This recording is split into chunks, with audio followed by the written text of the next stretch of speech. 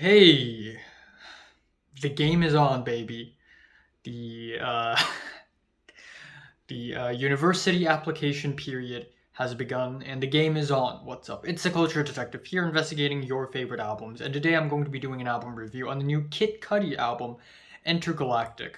So, American rapper Kid Cudi is back with a new album, Entergalactic.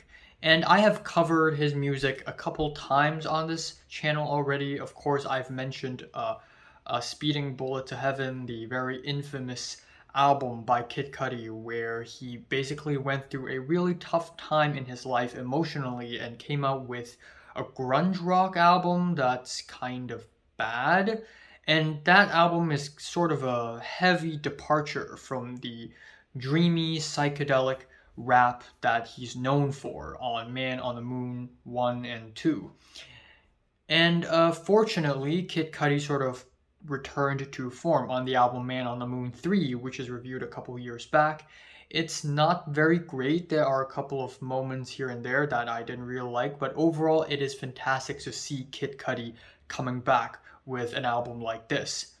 And this year, apparently, Kid Cudi is involved in a project, a cartoon series on Netflix, which don't mind me if I say this, but it looks like a Walmart ripoff of Spider-Man Into the Spider-Verse.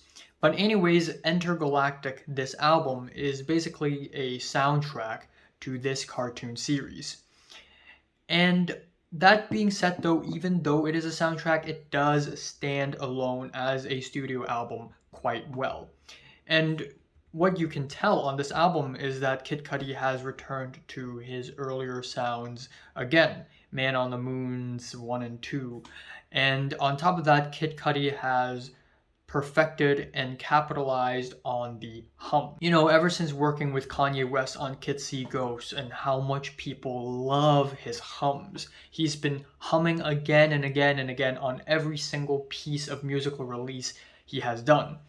So on this album, he really does capitalize on the hums as well as other um, vocal bits. Like you'll find out if you listen to this album.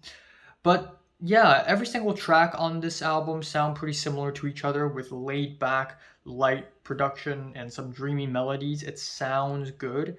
It sounds pleasant. There aren't any tracks on this album that really wow me or anything, but I think as an album, it just sounds like a pretty okay experience, I guess.